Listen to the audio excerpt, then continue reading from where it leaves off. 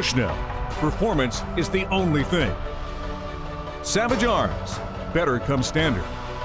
Federal Premium Ammunition, surgical precision, terminal results.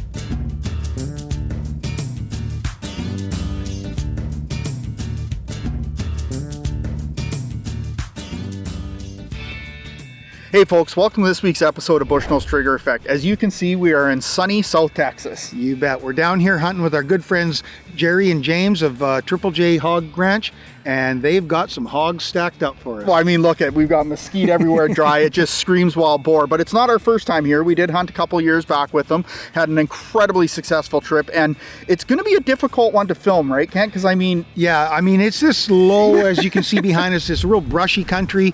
It's really thick, dense, so we got to get up close on these hogs. So I can't wait to get in the field. The wind's starting to pick up, so we should get going. Well, we'll try.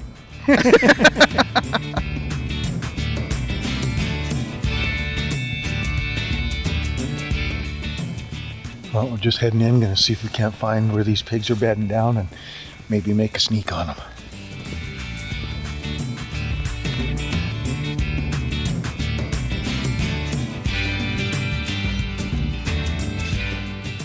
The big trails through here are like highways, just packed right down. It's unbelievable.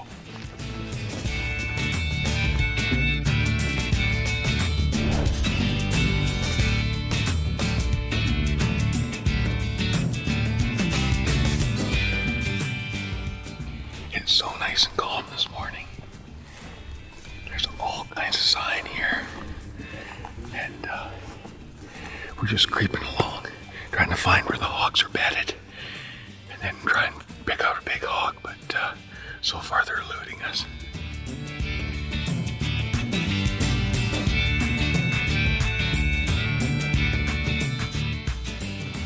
We just saw a couple of the bigger ones whistle by us.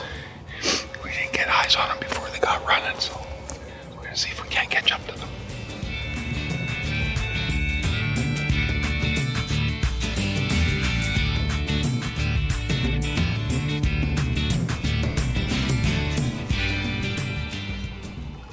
Was it a big one? Oh, we spoke. Yeah, I wasn't sure if it was a big one or not, so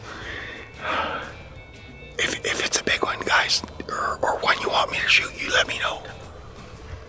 Yeah, we snuck up and was sleeping under a brush right here. We're only like 10 yards from it. Pretty cool.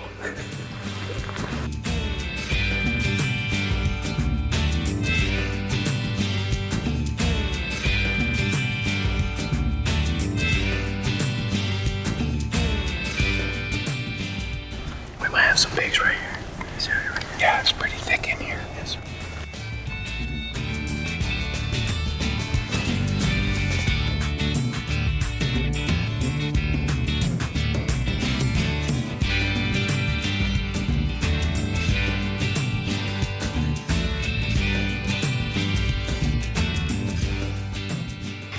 We were just sneaking along, and Jerry said that lots of times these hogs will want to bed down in these lower spots. We look over, we can see branches moving. We just saw a little bit of a hog. We couldn't tell. Oh, we're getting a signal that there's a hog to the right here. Okay.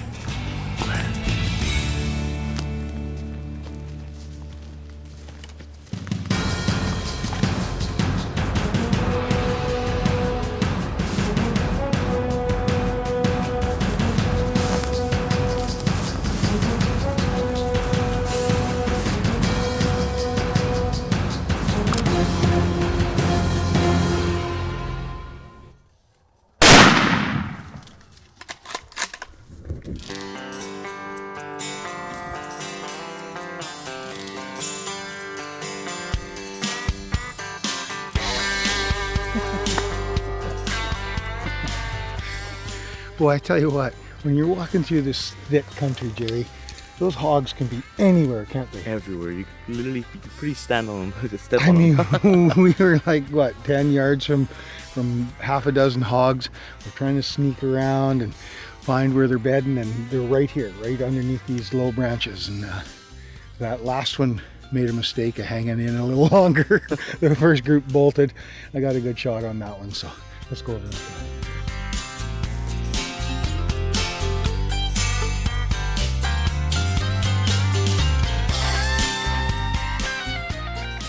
Well, there's my first Texas hog of the trip. Thanks, guys. That was awesome. Sneaking through the trees like that, getting up on these guys. Put a good shot on him, got him up in the front end. He didn't go very far. I tell you, that federal ammo puts him down. So we've got lots more pigs to hunt. So Definitely. this is awesome country. I just love this low brush country. It's ideal for these pigs, isn't it? Perfect. I mean, it's very ideal. I mean, Yeah. it's not hard to spot at all. I mean, but like I said, there's occasions where we pretty much are stepping on top of them, as you can see. Yeah, but like we got right up on these guys. So, well, let's just keep rocking and rolling. Yes, sir.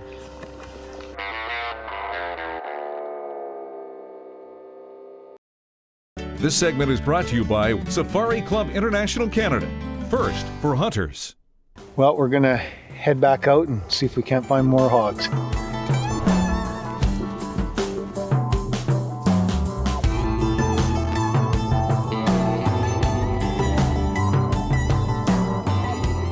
Well, we've split up again. Jerry's gonna do another loop on his own. James is here with us, and we're just gonna sit up. There's a few trails right here, and if Jerry kicks up any hogs, we're hoping they'll come down past us right in front here on these trails. So it's just kind of like an old school whitetail hunt in the prairies. We're gonna just try and see if we can't move some hogs around and get a clear shot at one. So I'm gonna stick it out.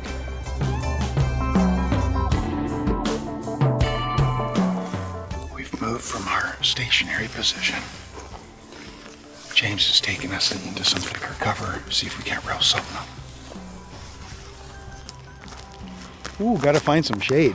Boy, this Texas heat is something else, isn't it? Yeah. You know what, Kent, while we're taking a break, I think it's a great time to talk about our next Lethbridge College's Conservation Connection piece. Yeah, it's all about the invasive species, and we're hunting one of the most invasive species in North America, and that's the wild hog. So let's go to Lethbridge and see what Brad has to say.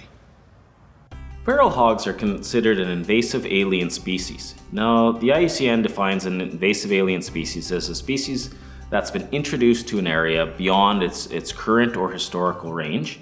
These species also have negative impacts on biodiversity, ecosystems, and human well-being. So that could be in the form of economics. Even though a lot of us recognize the wild pig or the wild boar or feral hog as being an invasive species here in North America, there's many other species that have been here for so long that we do not recognize them as invasive, such as the Chinese ring-necked pheasant, the American crow, or the European starling. Hogs were introduced to North America through the early Spanish explorers and settlers who wanted a reliable source of food. So they released hogs, which were pretty adept at surviving within their certain environments, and they have high reproductive rates. They're able to expand their populations relatively quickly. They're able to adapt to different environments. They're a very generalist forager. So, as hunters, how can we help stop the spread of invasive species? Well, let's use our tracking skills. For instance, keep an eye out for like rooting areas, bedding areas, tracks, and feces of wild boar. And if you see these things happening in Canada, report it right away to the local Ministry of Environment, because it's incredibly important that we get on top of this before the spread becomes something we just can't control, similar to what's happening down here in Texas. But through that foraging behavior, they have a tendency to modify their environment through their rooting and grubbing, which can change the understory of an ecosystem, can change that plant community, which can reduce overall biodiversity within an area. Now, this also has tremendous impacts on the economics of an area, particularly with respect to agriculture, in terms of this disruption and damages that can be done through hog populations that are running rampant across North America. Now, because of this effect on biodiversity and economy, we need a mechanism to control this particular species and control this threat to biodiversity, ecosystems, and economics. Many of us as hunters actually contribute to conservation through organizations, fundraising, etc. Another way we can contribute to conservation is by helping to eradicate these invasive species such as the feral hog. And hunting is one way that we can help facilitate and help with addressing the problem, but it needs to be part of a larger solution. Between monitoring, control, hunting, these are all parts of a much larger solution.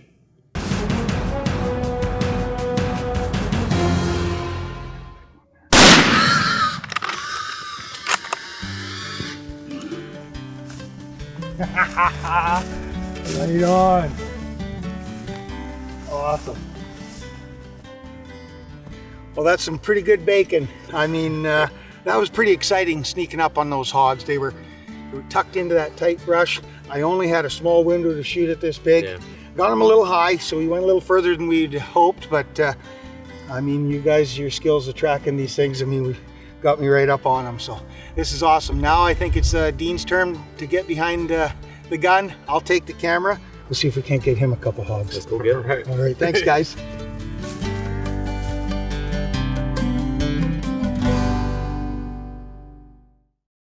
Taxidermy services provided by Hunters Union and Ray Wiens Taxidermy. And thanks to these other fine sponsors.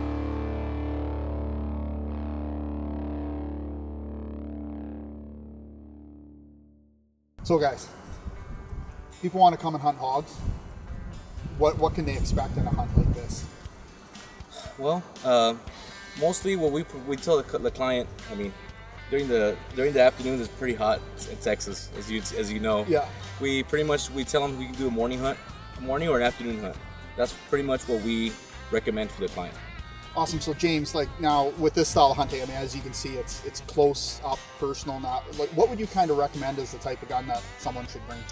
Open sights. Open sights? Yeah, it'd be way easier than having a scope or anything like that. You will have very close shots and it'd be very easy to shoot a hog in distance. Right. Yeah. So exact opposite of what we have then, basically. Yeah.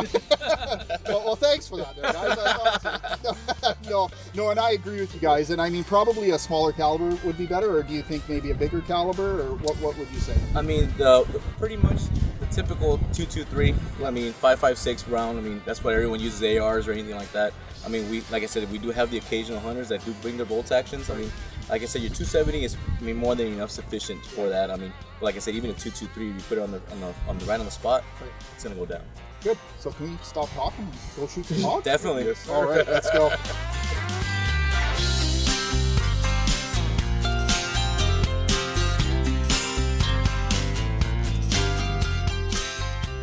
A lot of wind pickup this afternoon. Sitting with about 25 to 30 km/h winds. So hopefully that might play a little bit in my favor because everything's moving. So, but I mean, in all honesty, look behind me. This is some tough hunting.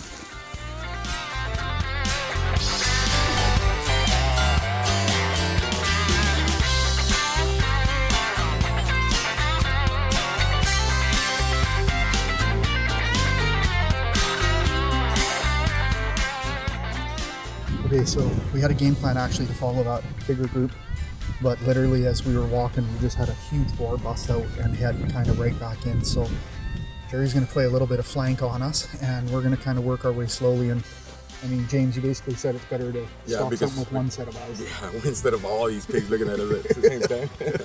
Well, I'm all over that. Let's go then.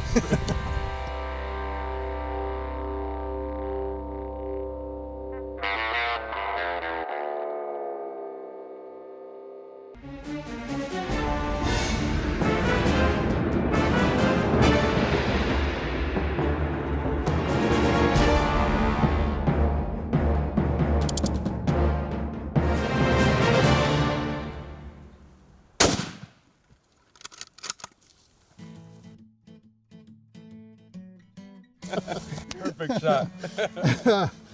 Well, that was interesting. I think I picked the bigger pig out of the group, but when you have 30 pigs running all together, I mean, who knows? It's hard to find. Holy smokes. That was some tight shoot. Look what I was shooting through. Are you kidding me? Recap. You guys need some pruning shears here in Texas, man. What the heck?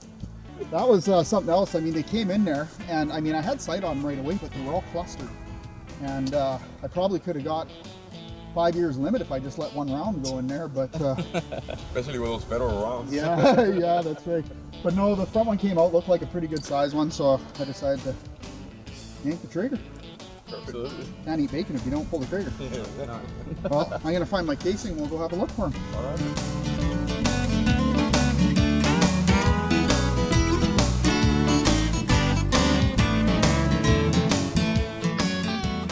Well, excellent. First pig down. That's awesome. But what I'd like to talk about actually is the 270, and really more importantly, what's in the 270. We're shooting the 140 grain trophy bonded. And I know Kent and I've done ballistic gel testing on it, and if you look at basically what it did to this pig, the wound channel this thing creates and the kinetic energy it delivers is unbelievable. And yeah, and I mean, it went what, maybe 30 yards? If. So it's absolutely incredible. You don't need a lot of grain, but you need the right bullet, and I definitely have to say that the Federals do that. Yes, so. sir, they do. Awesome. Well, Kent's still up on me one, guys. Go ahead and even the score. We better clear that. Yeah, clear that. Okay. This segment is brought to you by King's Camo. See the difference. Now, back to Bushnell's trigger effect. Well, we got it drug out to the road and we're off for another one, so gotta chamber around. Let's rock and roll.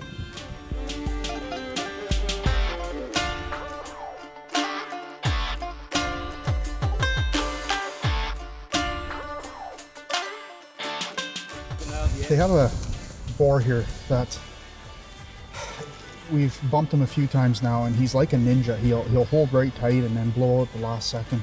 And he cut over this way here, so we're gonna try going again and seeing if we can cut him off again. But eventually he's gonna move out of the area, and we're not gonna be in luck.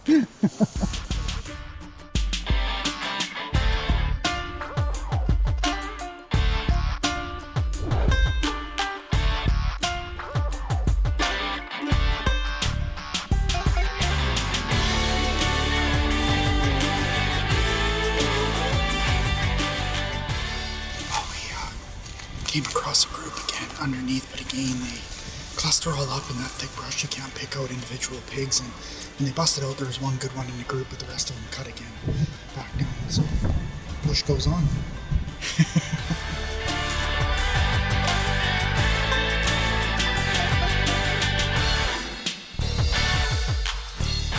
Well, we waited that guy out, and it ended up being a small pig. So again, you gotta be patient on these things. Make sure you assess everything before you pull the trigger.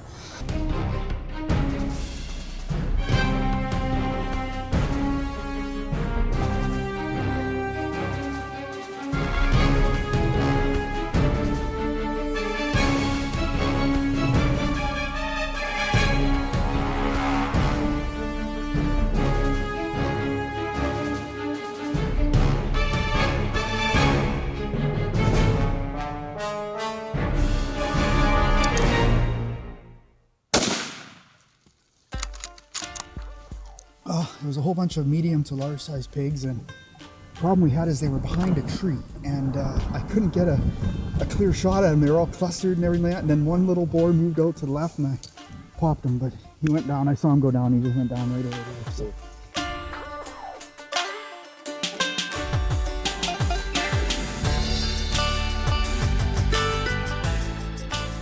Gary, you tied me up with Kent at least. Yeah, excited. Oh, that'll be some good vittles, that one. I'll tell you, I had to be patient on that one because you called it perfect. They came in, we watched them kind of feather in, but then they got behind one of these mesquite trees. Yeah. And they just all were huddling, and then this boar made a mistake. I saw him when he stepped to the side. I'm like, oh, he just made a mistake. Yeah, that's right. Well, that's awesome. And I mean, we're towards the end of the day. 4 hogs in one day, you can't complain about that. Well, what an absolutely incredible day. Right from arriving to the very last hog that we shot, it was just action, action, action. I don't think we went 15, 20 minutes without seeing hogs. We saw some way bigger hogs, but of course they're smarter as well too. But I mean, yeah, I mean, look at this bounty. and you know, I can't, stress the hard work that James and Dave and yourself, Jerry, put in on this incredible, eh, Kent? You bet. I mean, the guys here at Triple J Ranch, they put on a great hog hunt. Now, can you tell the folks, James, how the people can get a hold of you? Well, you can check us out on triplejhogranch.com online, or give us a call at 956-330-4428, or Jerry. Or you could actually, on our website, you could actually go ahead and all our social media accounts, our Instagram, our Facebook, Twitter, everything will be on that website. And you could actually even book a hunt actually on our online service. Like, you actually go into the website and book our hunts there, even our exotics too. Well, that's awesome. I mean, we want to thank James, Dave, Jerry from Triple J Hog Ranch. We want to thank you, the viewers, for watching. We especially want to thank our sponsors that make all this happen. And make sure you join us next week for more Bushnell's Trigger Effect.